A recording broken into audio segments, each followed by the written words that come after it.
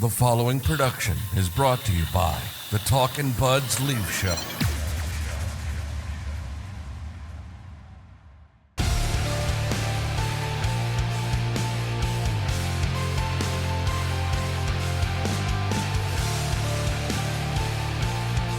Talkin' Buds Leaf Show. Game 7 loss edition. How many of these have we done? We've done quite a few. We did 2019, Game 7 loss to the Bruins. 2020, that was a Game 5, but it was still a... Yeah, same thing. Yeah, same thing. 2021, probably the worst one of them all. Yeah, that was also followed up by the most epic spaz of all time. 2022, Yeah. and now 2024. Yeah. I said this after the game ended last night. And someone watching this in the comments is going to go, "Oh, Leaf fan, the world revolves around you. It's not all about the Leafs." You can't tell me. And I know that there are tons of franchises throughout all of pro sports that have unique experience. It's a unique experience being a fan of those teams.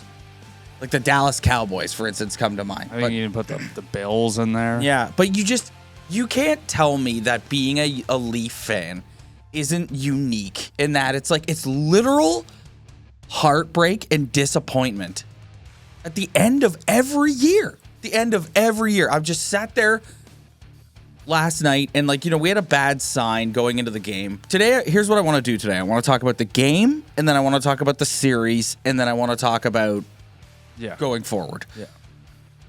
Heading into that game, you get the news that Joe Wall isn't going to play, and you're just like, for fuck's sakes, man. And then you're watching, and it's just tense, as tense a playoff game as you've ever seen in your life. And you're just like, they just don't have the ability to.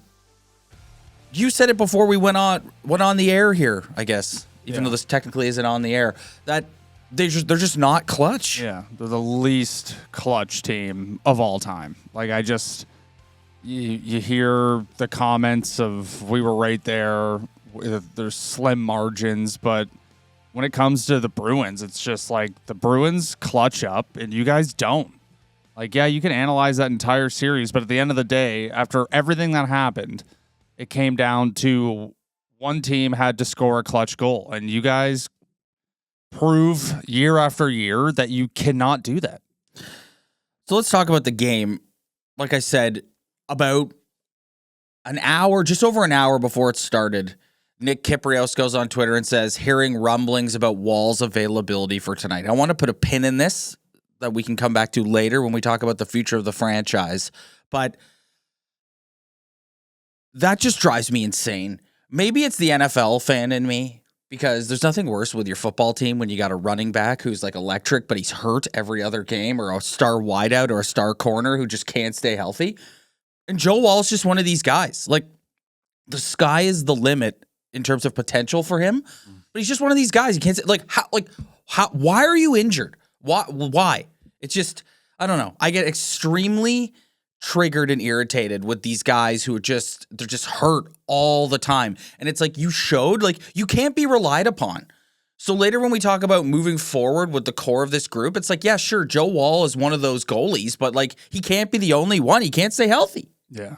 And it's concerning how both times he got hurt. It's just him making a quick movement that's difficult side to side, and his body just can't handle it. Yeah. That's a problem. If you want to be a number one goalie in this league, you got to be able to go side to side on a nightly basis without popping something.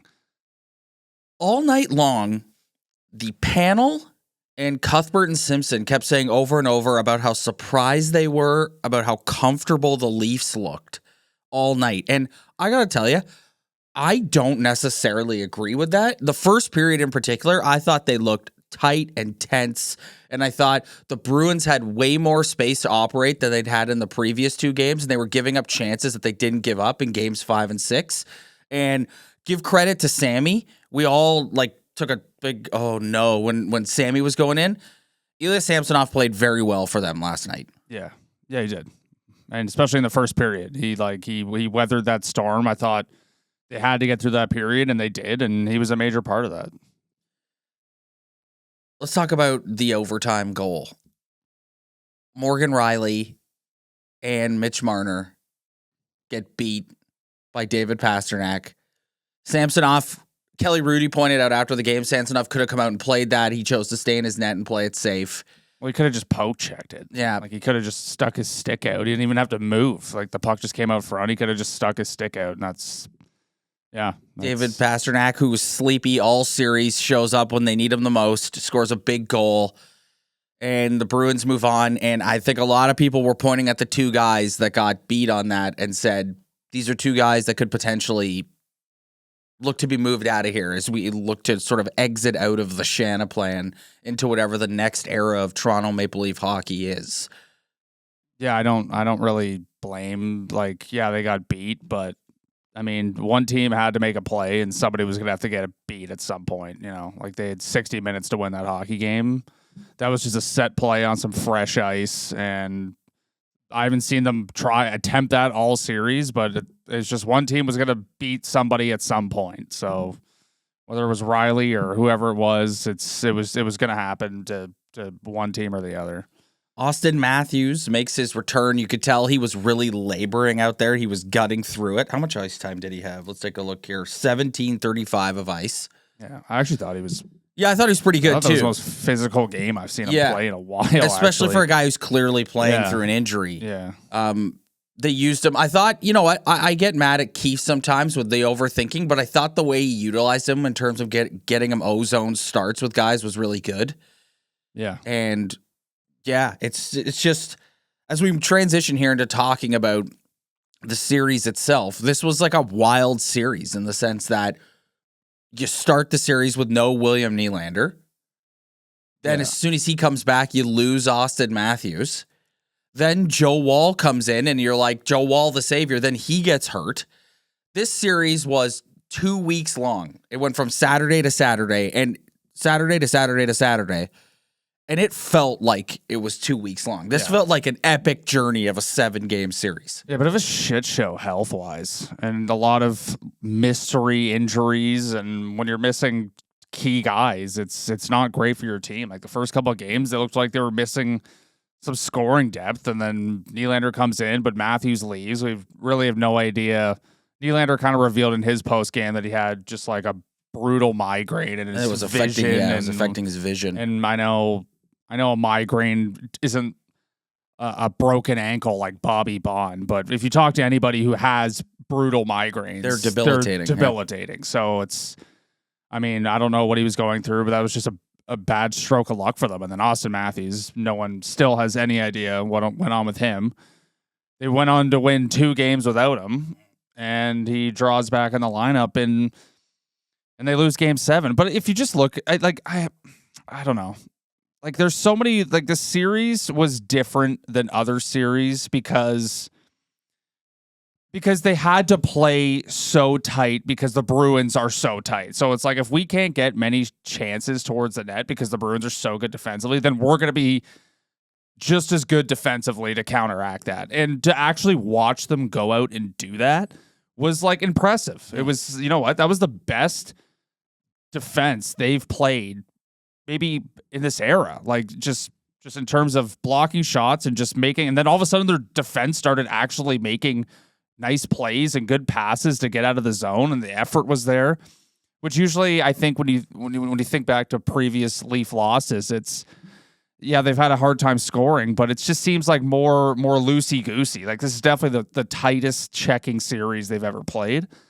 But I mean, at the end of the day, it doesn't matter how they get. This is the problem with this team. It doesn't matter how you get to where you get to in Game 7. It could be a loosey-goosey series. It could be a tight checking series. The margins could be this thin. But for me, I woke up this morning, I thought about it, and I'm listening to the post games about tight margins. And it's like, I don't care how, I'm at the point where I don't care how you got there. You cannot clutch up when it's time to clutch up. Yep. I don't care how well you played in this series. You know, that was good for you. But at the end of the day, you're going home because one team just knows how to score a clutch goal when they need it. And you guys just don't have the ability to do that. You really don't. You've been proving it time after time. Yet another year where they struggle to score goals in general. Like, this is a huge, huge problem with this team come playoff time. And this series was unique because it called for that. Yes. Like, you watch previous series, it's like they had plenty of opportunities to score and they just weren't like the Bruins and the Leafs. They just both decided that they're going to be content with just playing really tight defensive hockey. And it's who's going to make good on their chances. But like they have a lead and they just blow it. Yeah. Like, it's just, there's another lead they've had. I think Chris Johnson tweeted out 3 of the 4 game 7s they've had a lead in the third period. And it was classic Leafs that they've been all year, in the sense that, like, they score a goal and then immediately give it back. Yeah, pretty much immediately. And then they start and then playing well defensively all game, and then all of a sudden they start scrambling in front of their own net. And I know Sammy played very well, but that beats him kind of short side on a weak point shot. And like, to me, that was once they scored, I knew the game was over. Yeah. I didn't really have a lot of confidence. We were texting back and forth being like, you just look at the Bruins on home ice with those jerseys, and it's like, I just can't imagine the Leafs winning this game. But then it was kind of like Craig Simpson kept saying, next goal wins. And they get a nice clutch goal with Carlo falling down. There's the mistake you're looking for, and they capitalized on it. And we talk about, when you play the Bruins, you got to capitalize on your mistakes, and they did. And then, but it just went for shit a minute 20 later. Why can't they score goals? Like, why every year is it just they're just not able to score? It's a philosophy with respect to how they want to play, in that you've been talking about how both teams tighten up defensively, and they just really struggle to. They're great scoring goals. They can put 6 on you on a Tuesday night in February, man. Yeah, they sure absolutely. can. But when you play tight defense against them, they have a very, very, very hard time adjusting on offense. How many times in this series were you sitting looking at your, like, you can tell today that my voice is kind of gone. Yeah. How many times were you sitting looking at your TV in this series going, shoot? Like, how many times? How many times? Because they come over the blue line and it's Max Domi, Mitch Marner, whoever, looking for the nice little sauce. And it's like, that's not, how did Tyler Bertuzzi score in game 2? Morgan Riley threw it on net. It bounced off his leg and went in. How did William Nylander score his first goal in game 6? He was like 40 feet away from the net, and he fired it on the net. And it's just, there needs to be a philosophical shift in how you score goals in playoff hockey. Yeah. I think this series was unique in the fact that, like, the Bruins, like, I know they scored 5 in the first game, but like the last couple of games, they weren't scoring either. So I think that's serious. And if you look around the league, like, they mentioned 100 times last night how both games the night previous were 0-0 going into the third period. 5-on-5 is really tight in the playoffs right now. It's like the NHL ice surface just isn't large enough for these, like, modern day hockey players to create enough space 5-on-5. If I can just interject there. I had this thought. I watched the second and third period of the Canucks and Preds the other night, and it was exactly like this. And I was thinking, I'm a hockey fan, and I watched the NHL all season long. So when I tune into playoff hockey, I'm like, this is exciting. This is, like, different. It's like every inch of ice is contested. It's like an absolute battle out there. And I'm like, but if you're a casual fan and you're tuning in and you're like, oh, the NHL, the Stanley Cup playoffs are on, you're like, this is boring as hell. Yeah, it's just 5-on-5. It is impossible to get space. Yep. It's really hard, and not scoring too. But you look at the teams that did score in the first round. What did they do? They scored on the power play. Yeah, the Oilers, the Avalanche. It was a tight 5-on-5 series, but you had there's 20 plus opportunities to have the space that you needed to score a goal, and you couldn't do it. I'm so glad you brought that up. That's another huge story. Looking back on this series, they just cannot get anything done on the power play. Yeah, it's terrible. And this is something that's happened in the previous seasons, but just this year in particular, it felt like a massive. Like, you just think, like, if they were able to capitalize on some of those, how different is this series? Yeah, I think that's, if you're looking back on the lack of scoring, you just have to point to the power play. It looked a little bit better last night, but at the end of the day, it's not as Josh Donaldson says, it's not the try league, it's the get it done league, and you got to score on the power play at some point. Okay. this is the conversation that we've been saying. This is the post-mortem. This is the eulogy, if you will. Is this the end of the Brendan Shanahan era? I don't see how it's not. It has to be. Yeah, it has to be. I don't see how it's not. You don't blow the team up in the sense of like trade everybody, whatever, but it has to be the end of the Brendan Shanahan era, which will be defined as great regular seasons, making the playoffs every year, only getting it done once, which even the series that they won in, I think in a lot of people's mind, is kind of negated by the fact that they got the doors fucking blown off by the Florida Panthers the very next round. Just unable to have playoff success, as you said, unable to be clutch. Yeah. It's time to move on. In my opinion, it is time to turn the page from the Brendan Shanahan era.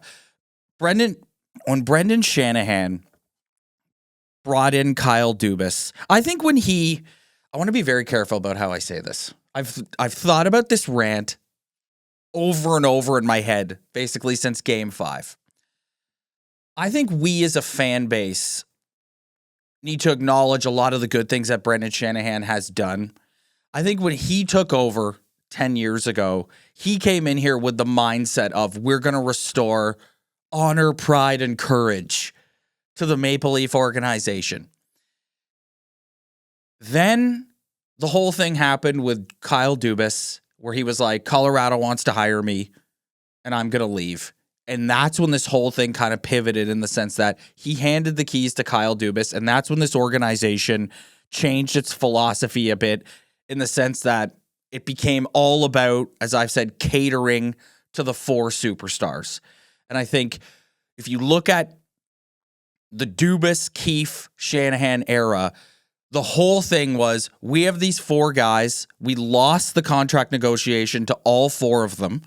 So the whole modus operandi of the organization is we're going to try and find cheap guys off the scrap heap to come in and prop these 4 guys up. They showed the stat like a month or so ago that blew your mind about how many different players Sheldon Keefe has coached in his tenure with the Maple Leafs. Mm-hmm. In doing that, how many quality guys, Zach Hyman out the door, Nazem Kadri out the door, like quality guys that would have helped your team in moments like last night, they leave because there's no money to pay them. And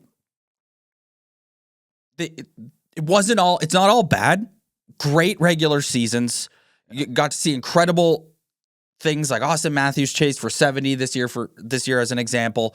But you get into the playoffs, and because of the philosophy and the way this team is built and their inability to add more depth guys or to not have a better blue line or to take flyers on guys, as much as Ilya Samsonov has my utmost respect for what he did this year, he deserves everyone's respect and props for what he did this year. He's a flyer. Like you're taking a flyer on a guy with Ilya Samsonov. Yeah. And so that didn't translate to playoff success. And I think it's been enough time now that it's time to turn that page and it's time to move on from Brendan Shanahan. Yeah. And hire a new president of hockey operations. Sheldon Keefe is gone. Like he's gone. And as much as I think Brad Treliving did a pretty good job this year, if he gets caught up in the crossfire of that, it just kind of is what it is. Yeah. It's too bad. Yeah, I think looking back on the era, it started out with honor, pride, and courage, like you mentioned, and they brought in a veteran front office to make some hard changes around here, and it was very exciting because the eras before that were such a fucking joke. Yes. So I got to give him props for that. At least he put them on the island of relevancy after, but then once the decision was made to get rid of that veteran front office, that's when it all changed. Which, I mean, you and I are not a look at the past. Like, you should have done that. Like, like the past is the past. Once it's gone, you move on. But if you look at a defining moment, it's that veteran group left, as in Lou Lamoriello and Mark Hunter. And he put all his chips in the Kyle Dubas bin. And it was just. And right out of the gate, he lost all the contract negotiations. That's my next point. This is what this era is defined by. It's about you set a standard of money that you were going to dole out to these guys, and you just fucked yourself because these are all very skilled hockey players, but if you still look around the league, like there's still not multiple guys on teams getting paid that type of money. And they just set the standard by doing that. And it just screwed them. It screwed them in the end. And the guys that they paid them, and then they couldn't score clutch goals in the playoffs, and they couldn't get done in the playoffs. One of them repeatedly no-showed in the playoffs after he got paid. Yeah. Quite honestly. So I mean, and looking back on the John Tavares signing, we were all so excited that he did that, and I'm not going to look back and be like, I wasn't excited, but that screwed them. Well, that contract kind of just put them on a trail of, because if say they signed the Nylander, Marner, and Matthews to big deals, and Nylander's deal wasn't even that big. His first one, actually, in hindsight, wasn't really a loss. Like, it actually ended up being a good deal for them. But if you were only paying Marner and Matthews, like, for that certain amount of time, and you could have kept a Zach Hyman. Yeah, you found a way to divide Tavares' cap hit with a couple different guys got who a are effective. Stud blue liner, yeah. Then like the team probably looks different. It's just like the we can and we will was the ultimate downfall of this era. And I think you got to give the COVID thing and the cap staying stagnant. Easy for me to say. You got to give that to them, but at the same time, it's like, why can a team like the Vegas Golden Knights just move guys around and ship guys in and ship guys out and figure it out, and you guys can't? Yeah. Right? It was I think at the end of the day, I think Brendan Shanahan got swallowed up by the MLSE. The Leafs are a business that does well and generates a ton of revenue, and they were a lock to make the playoffs every year. So this is where the hesitancy came in to make changes. Like, when you look back on it, it is fucking insane that no major changes were made after the 3-1, blowing 3-1 to the Habs. Yeah. Like, you had a tailor-made run to the conference final that year, and you blew it in epic fashion, and they just ran it back. It was running it back, expecting a different result. What happened the very next year? Game 7 loss to the Lightning. Yeah. What happened the next year? Sure, you beat the Lightning in 6 because Vasilevsky was nowhere close to himself. Mm-hmm. And that team just played so much hockey that they were just kind of due for Jackie Redmond said this on the radio the other day. Totally agreed. Like, I think if we look back on that series last year against the Lightning, they didn't dominate the Lightning. Vasilevsky wasn't himself. It was the only time in this era where they scored clutch goals. And scored on the power play. Yeah. But then you go into the next round, like I said earlier, you get dummied by Florida, and here we are again this year. Like, you got to look at this year as a step backwards in the sense that, like, you didn't get out of the first round. You lost in 7. You were at a point after game 4 where it was like, oh my God, this is one of the worst playoff showings in history. And you give them credit for coming back and fighting back, and every guy in that room deserves props for that. But it's just, that's what this era is defined by. Yeah, I think the bubble season, like, that was just, that was almost created for them to go on a run. Dude, it's fucking insane that they sat up there and were like, oh, we're gonna run this back. Another thing about the Brendan Shanahan era that I think started with Kyle Dubas, this defensiveness in the media, and this, every time Mitch Marner opens his mouth to talk to the media, you get a glimpse into how this organization feels. Well, we don't care what anyone says about us, and we know that we've got good guys in this room. You've even seen Shanny and Dubas up there in previous years. Very defensive. We believe. You guys don't believe, but we believe. And I just think that's another thing too. It's like, that has to change. You need, and this whole sort of vibe being associated with failure. Like, you need someone new to come in here and be like, fuck that. Like, let's not worry about anything that's going on outside this building. We don't need to get defensive about it. We don't need to defend ourselves over it. It's not abnormal in a market that feels this way about their team. Like, what do you think the New York Yankees deal with on a regular basis? What do you think the Habs deal with, man? In this league, it's the same thing. It's not any harder to be a Toronto Maple Leaf than it is a Montreal Canadian. So it's like, just everybody come in. We need somebody to come in, reset all that. Like, I can't stand that. This like defensiveness and it's like you're attacking us mentality that the organization just oozes. Now, let's move into the roster. Sheldon Keefe, like, I salute you. You had a great run. One thing about Sheldon Keefe is you can't say, oh, the guy got screwed. Like, the guy had chance after chance after chance after chance. Yeah. You can't say he got screwed. It is what it is. It's run its course. He had the quote after this, the weird quote after the game last night where he's like, when teams play the Leafs, they set up for the Leafs to beat themselves. It's like, bro. Yeah, that's coaching. Yeah, it's like, bro. Yeah. That was an indictment on yourself. Yes. Yeah. It's like, yeah, that was strange. It's like, isn't it your job to recognize that and put up together a game plan so that doesn't happen? I'm sure they're all nice guys, but I would look at every other guy behind the bench too and be like, see ya. Yeah. Like, I'm sure they're all nice guys, but like, we need a complete philosophical shift here. I mean, you look at the lifespan of coaches in all of pro sports. You're right. He had a good run, especially in this league, man. This league, you're lucky to get 2 years in the modern day NHL. Yeah, you had your run, and even in the post game, and they're like, "You think this core can get it done?" And it took him like 30 seconds to come up with a word to say. Like, I think he's done. One thing that I'm not going to say cut him because I think he contributed to it, but one thing you got to say, you look at this he definitely had to deal with the core four guys running this organization. Like, he definitely, like, he was in, especially when Kyle Dubas was here, he had to, I do not believe he had the authority to tell Austin Matthews and Mitch Marner, you're not playing together anymore. Yeah. Like, I 100% believe that. Yeah, he was handcuffed, Yes. and him being a Dubas guy was not very helpful. No. Okay. Honestly, the more we talk about it, the more I'm actually getting like angry at the fact how, like, I think Kyle Dubas did a absolute horrendous job with this hockey team in his era here. Like, just terrible. Like, just terrible. He walked into a good situation and he just screwed it all up and created a brutal culture here. And that's why Brendan Shanahan needs to be fired, because he allowed that to happen. That. He needs to own that. I like Shanahan. He was a great hockey player.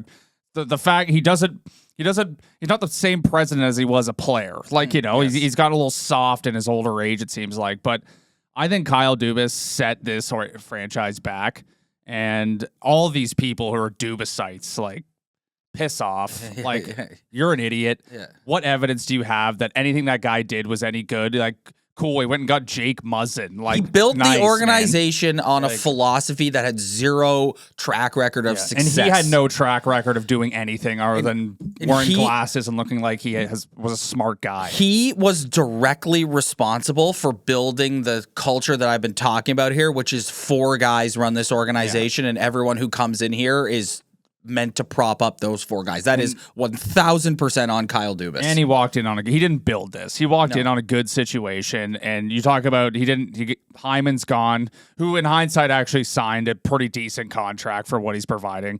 He traded Nazem Kadri for Alex Kerfoot, who was Tyson Barrie. Yeah, for Tyson Barrie to Alex Kerfoot. He signs Tavares, which ended up being brutal. He's just surrendered to these guys and giving them insane paydays, and then I think had a major role of making sure of, like you said, keeping them all happy at all costs. Yep. And it's just, Yep. It kills me when I hear these Dubasites just talk about how brilliant this guy is, and it's like, there is no fucking evidence for anything that guy did anything good. This isn't the Kyle Dubas episode, but like, the reason why people are so devoted to that guy is because he makes them feel a certain way about themselves. Yeah. He appeals to a very specific demographic of people who cover this game and people who watch, but mostly guys in the media who cover this game who never played, and he really makes them feel better about themselves, and that's why they're so loyal to Kyle Dubas. Yeah, it's not the Dubas episode, but it all comes back to why Brendan Shanahan probably needs to move on. And another thing about the culture, it's like the whole thing's built around the 4 guys, like I've said constantly. These guys, they were never held accountable. Mitch Marner, there were stretches in this hockey game, in this series, that Mitch Marner deserved to have his ass sat in the bench. And it just would never happen. Like, it doesn't matter how bad he plays.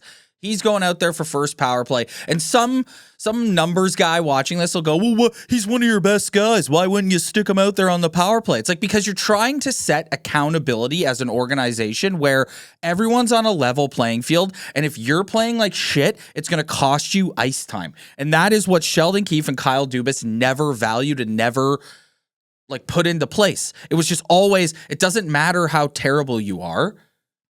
You're going out there on the next shift. Actually, they have sat Nylander from time to time, but when it comes to 34 and 16, no matter what, they're out there. Well, we saw it. Jim Montgomery came out and called out his best player. Yes. Said he needs to be better. And what did he do? And what did he do? Yeah. Yeah. Did I hear any of that at all, ever? No. We don't want to hurt Mitchie's feelings. Yes, 100%. Yeah, so we don't want to hurt Austin's feelings. So let's transition into the roster. Mitch Marner, gotta be careful here, because I do think to a degree the Marner pile-on got out of hand, and people get really aggressive in how they speak about him, which is like he's there's a hockey player and a human being, yes. and you got to be careful about yes. crossing that line. I think Mitch Marner has proven now that he's one of those guys that when the lights shine brightest, he is not. You see guys like this in pro sports all the time. You see it in the NFL with a quarterback like Aaron Rodgers. How many times in an NFC championship game has Aaron Rodgers just not been able to get it done when the lights are shining brightest? Like, you see it all the time with guys. And I just think Mitch Marner has now proven that he's one of those guys that when the lights shine brightest, he's not going to be there. William Nylander has proven that when the lights shine brightest, he can step up in the big moments and he can execute. Austin Matthews, same thing. Marner, he looks timid out there. He looks petrified. He looks like he doesn't like the physicality at all. I'm sorry. Like, you just watch the games. The guy doesn't like to be hit. No, he doesn't. No. He doesn't. So Another thing about Marner, too, it's like you're watching in Game 7. It's like for such a skilled guy who's supposed to make incredible plays with the puck, all of a sudden he's not making incredible plays with the puck. Like, there was a couple times where he had the puck on his stick and he just made an extremely questionable decision. And it's just like, and they pointed out in the intermission, like he had that ability to take the puck to the net. And he just didn't. And then he had the ability to wrap it around backwards. Didn't. Because that's what I mean when he's not able to settle in and play the way he does in February because the physicality and the intensity of the game just gets to him. Like, he's just one of those guys. And I'm not saying that Mitch Marner could go to a new team and he could excel. Like, someone said this on the radio the other day, and I completely agree. Like, if you're his camp, aren't you sitting down after this and going, let's get out of here? Like, let's go start a new chapter someplace else and get out of here? Because let me tell you something, man. This is going to be such an interesting offseason with him because I think the fan base, a lot of them are like us. We're like, you got to break this up. He's the most obvious guy given his contract status and just given what we've seen of how he performs in the playoffs. I think the organization is not as eager to do that as the fans are because they come back to the thing that everyone always says, which is, well, it's hard you can't just move off a good player. He's a skilled player and you get into the whole win the trade thing and whatever. But man, if it leaks this offseason that he's come to the table and he says, I want 12 plus, he can't play. He is. Well, then he can't play. Like he can't take the ice next year because the fans will revolt against him. No, he doesn't deserve that type of raise based on how he performs in the playoffs. Full stop. If you're coming to the table and you're asking for that increase, it's because you care more about where you fit with Austin Matthews and William Nylander than you care about your performance in this organization. Because that is a fucking joke that you would come and ask for that for a what's he at now? He's like 10-9? Yeah, he's 10-9. He's going to 12-5 is what he's going to ask for? Well, yeah, Kiprios said it last night on Sportsnet. He said he's going to be asking for 12 and 12 and a half. And I actually think Kiprios said it the best. It's like you look at what they can do with this guy off season. He's in the driver's seat. He's got the no move. So it's going to be very difficult to try and come up with a great trade that's going to satisfy everyone in the fan base. But he said it. He said the Leafs are not going there. 12 million, 12 and a half. They are not going there. It's not happening. Nope.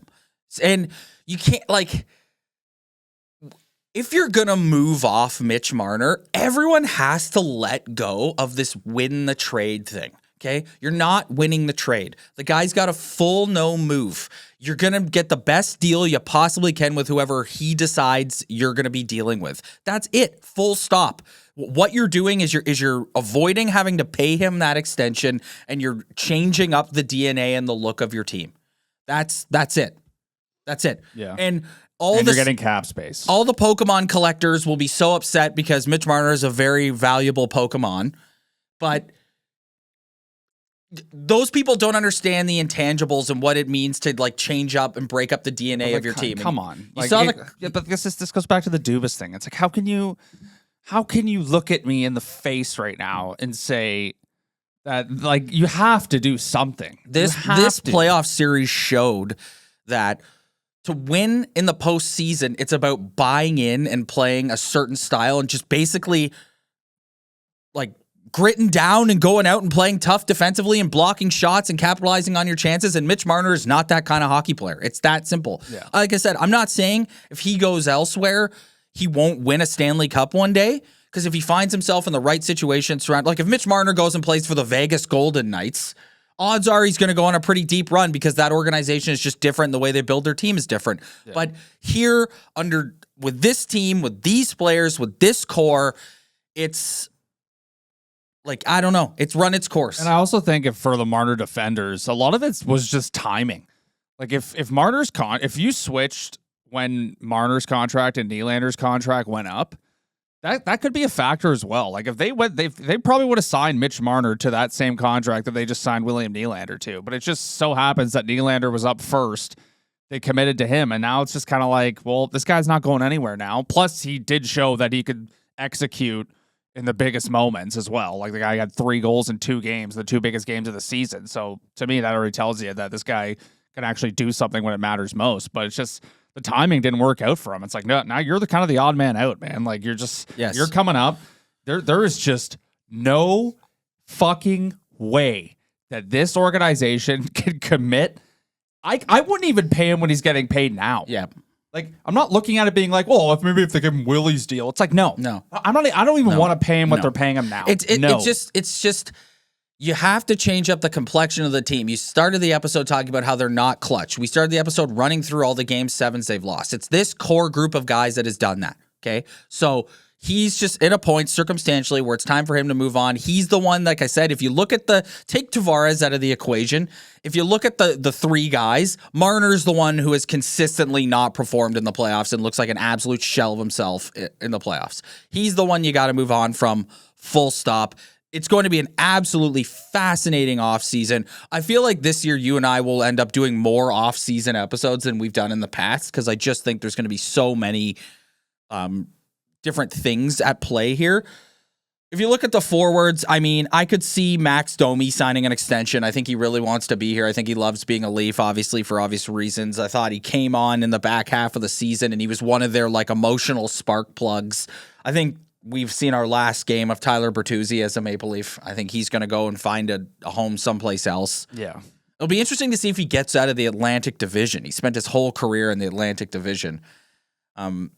And then you look around the other guys, Matt Nyes, one more year of Matt Nyes on his RFA, on his entry-level deal. Matt Nyes was absolutely fantastic. Yeah, he was, talk about someone we didn't mention, but this guy looked like a different player. He's a core piece for them going forward. Yeah, he's a guy that he's going to be a massive, massive piece of their future, massive piece of their future. I mean, the elephant in the room is that you've got one more year with $11 million for John Tavares. Yeah, which is a nightmare. It is a nightmare. If you look at their forward group, they're kind of going to look pretty similar as to they did last year. They got to replace Tyler Bertuzzi and a couple 4th liners that would probably get replaced anyways. But yeah, you're looking at that one more year at $11 million with the captain, and you're like, do you think Marner plays next season for the Leafs? Yeah, I do. I think it has the potential to get very awkward in that I don't know. I mean, they could do the Stamkos thing with him, where they just don't talk to him. I honestly think that Mitch Marner could walk for nothing at the end of next year. I actually think that's a real possibility, and fans need to start putting themselves in the mindset that they're getting just 10.9 of cap space, and you're not getting anybody in return. mean, you could look at, like, in terms of the forward group, you could look at, and the core four specifically, you could look at it the way I wanted them to look at it at the end of last year, which is, we've got these 4 guys. 2 of them are now signed to extensions. We got 1 year left of Tavares and potentially 1 year left of Marner. If we bring an entire new coaching staff in here to try and see what they can get out of these guys and get them to buy into a different philosophy and see if they can get more out of them, that might just be the way you go next year in terms of the forwards. I would be shocked. Not saying I want them to do this, but I'd be shocked if Mitch Marner's not in a Leaf uniform game 1 of next season. Yeah. Shocked. Yeah. It's just I know summer seems like a long time, but there's just not, I don't really see what they can do. Like, unless Marner all of a sudden has a change of heart of being like, I need to get the hell out of here, which I don't think he does, because I think he's from Toronto. I think if it was up to him, he'd be a Leaf for the rest of his career. Dude, this is such a fascinating conversation, because they could do the Stamkos thing with him and just not offer him a contract. That is going to be a massive, massive story that surrounds them all year, and it's going to be that's going to be the huge talking point all year. Is like Marner's contract. You're also running. I've heard people say this where it's like you're running the risk of him having a Nylander type season, but I think with Marner it's a bit different in the sense that Mitch Marner could go out next year and have a 200-point regular season. Until he does it in the playoffs, I don't think anyone is changing their opinion on him. No. So it just kind of is what it is. You're right. That's a fascinating story. Yeah. Heading into next year, you look at the blue line. I just want to say he's got to be dealing with an injury, because I thought Morgan Rielly was horrendous for 7 games in this series. It's the worst I've ever seen him play. I thought he looked slow. I thought he got beat constantly. I thought he was an absolute anchor on the power play, and every time he was out there. I did not like his game at all. It's completely abnormal for him, so I'll acknowledge that he has to be dealing with an injury of some kind. There's just no way that his game fell off to the degree it did. I also think that after the suspension this year, he was not the same player after that, because after that they went on their run, and the whole narrative of this team's better without Morgan Rielly really came into the headlines, and I think that he was never the same guy after that. Yeah. I don't think he was as bad as you're painting him out to be. He just, the expectations are higher, and he was an absolute wagon against the Tampa Bay Lightning. Like, it's almost he decided on his own that he was not losing that series, and he did not live up to that this season. He just didn't. And but you've said this a bunch of times. You pull up Cap Friendly, you look at their blue line, rebuild their blue line. Right now, next season, your blue line is Morgan Rielly, Jake McCabe, Simone Benoit, and Connor Timmins. And maybe if Cade Weber is some sort of NHL player, which he's probably not, that's it. And Timothy Liljegren is an RFA, but I've seen enough of that guy. Yes. I don't know what. Talk about a player who has no identity. No. Like, no idea what this guy does. No. Not a great skater. Doesn't provide a lot of offense. Isn't great defensively. Another guy. Go somewhere else and have a fresh start. You had a good run. It took him a while to get to the NHL, but he's had a pretty good run here, and I've seen enough. I think that their 2 best defensemen in the series are both returning. I thought Jake McCabe was excellent for what Jake McCabe can do, and I thought Simone Benoit was excellent as well. Another guy, man, that you got to give that guy props. That guy put his body on the line. Like you look at a Mitch Marner, like. Simone Benoit was making league minimum $775 out there, throwing his body, putting his body on the line, and you contrast that to Mitch Marner making $10.9, scared to go in a corner like that. Yeah. You need more guys who have a mentality like Simone Benoit. Yeah. I know. There's times where that guy has the puck on his stick, and I don't feel particularly great. But he played great. I thought Joel Edmondson played really well in Game 7. He had the best offensive opportunities of the night, and I'm sad that the puck was on his stick, because that's not what he's known for. But I thought he laid out Pasternak. Yep. I thought he ended up actually having a pretty good series for them after I criticized him early. So but he's gone. Yeah, like they basically the TJ Brody experiment's gone, so that's $5 million. I don't think they're pretty wild ending to that guy's Maple Leaf career. Yes. Was probably their like number one defensive defenseman throughout his entire era, and he couldn't even crack the lineup. He had some off ice challenges. Like family related stuff. So I obviously he's also feel bad for the guy. Aging player who's not known for his speed, and eventually you're not going to be that guy. Yeah, anymore. I think that's the end of Mark Giordano. I think that's I don't think they'll bring back Ilya Lyubushkin. I think they do. They have to rebuild their blue line. Fascinating. Yeah. You look at the goalies. I think that's it for Ilya Samsonov. I think he, like I said, the guy deserves a ton of credit for battling back the way he did this year. And there were moments this season where, like, if you think of this guy's year, I remember being out with people, and I think it was a game against, who's it against? It might have been the Columbus Blue Jackets. It was a Friday night game in Columbus. And a shot from just inside the blue line goes in. And it's like, you cannot just trust, like, I could do a better job than what this guy's currently doing. He goes away, he comes back. Then he's fantastic. And there were multiple times during the regular season where he won them hockey games with how he played. But then you get into the playoffs, and this was sort of like a mini 7-game microcosm of his season. Like, he brutal in game 1, good in game 2, brutal in games 3 and 4.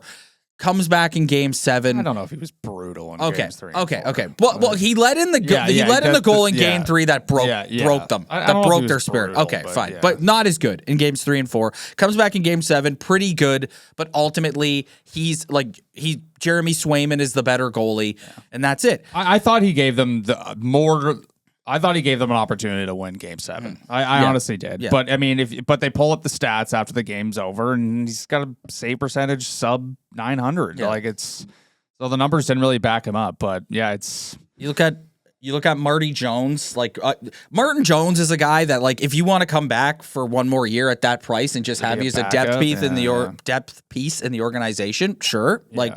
I'm totally good with that. And then Joe Wall, I ran it about it earlier. He's got 1 year left. I'm making $766,000. I'm sorry. I'm not giving this guy a contract extension until you play an extended period of hockey and look good. Like, it's so frustrating. I saw a lot of people on Twitter last night after the game being like, this is the new Leaf core, and they had Wall in there. And it's like, I get it. But if you're going to go, he's proven that if you're going to go into next season with him as your main goalie, you have to have a very viable NHL caliber backup option, or a tandem, a modern day NHL tandem, because this guy cannot stay healthy. And he proved you cannot rely on him in these big moments to stay healthy. He just can't do it.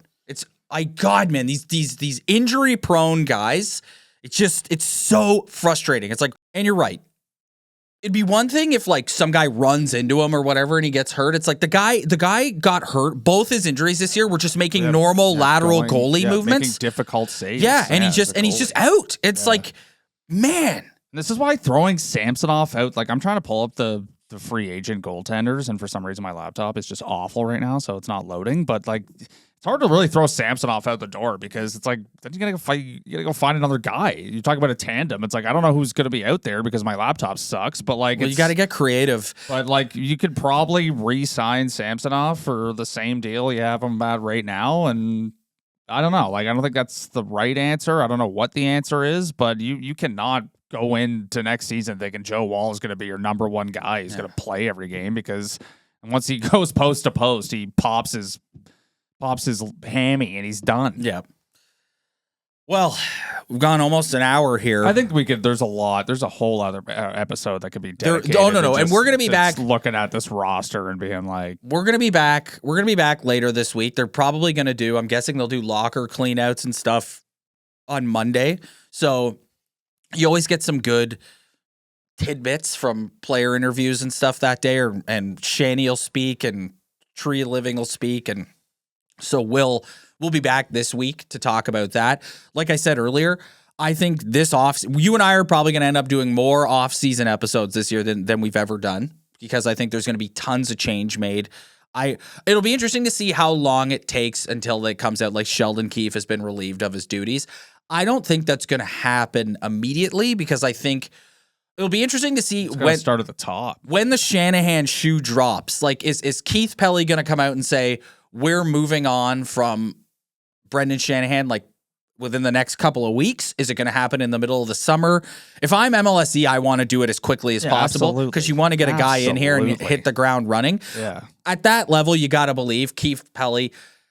Brendan Shanahan is not Keith Pelly's guy, so you got to believe that he's already spoken to people about potentially coming in and taking the job over, which is a whole other conversation of who the hell are you bringing in. So we're gonna have to wait and see. President of the Toronto Maple Leafs, Brian Burke. Oh my God, could you imagine? Holy shit! Holy Christ! Yeah. Ugh. So. Yeah, we're just going to sit and wait for these shoes to drop. Going to be a fascinating offseason. I just want to, I say this every year at the end of the playoff run, but I just want to say a massive, massive thank you to everyone who tuned in, subscribed, contributed. We had some people contribute financially, which is like Ryan and I, whenever someone does that, it's just like our jaws hit the ground because it's like, this is something that Ryan and I do. We have a lot of fun doing it. It's a way for us to spend time together. We've figured it out to do it in such a way that's very efficient so it doesn't feel like work and a slog. And like that's why we keep going because it's fun. And we really, really, really appreciate everyone for the fact that you take time out of your life to listen to Ryan and I talk about Leaf hockey is honestly, it's incredible. And we really, really appreciate it. So Keep with us. Obviously, as we head into the off season, we're not going to be doing episodes at the clip. We've been doing them for the last 2 weeks. But anytime that there's a major development in Leafland, we're not just going to come on here and talk about stuff. Why is that? Because we don't deal in hypotheticals. We don't deal in hypotheticals. So when there's a major news story or something actual and real and tangible to talk about, we will come on and talk about it. So if you subscribed, keep your subscription. If you're just checking us out for the first time, hit that like and subscribe button below. We'll be back next year. Exact same thing as this year. You'll get one episode a week from us. And then when we get into the playoffs, we'll be doing them after every game. Once again, just can't say thank you enough. Spread the word and tell all your friends. We really appreciate it. We'll see you guys next time.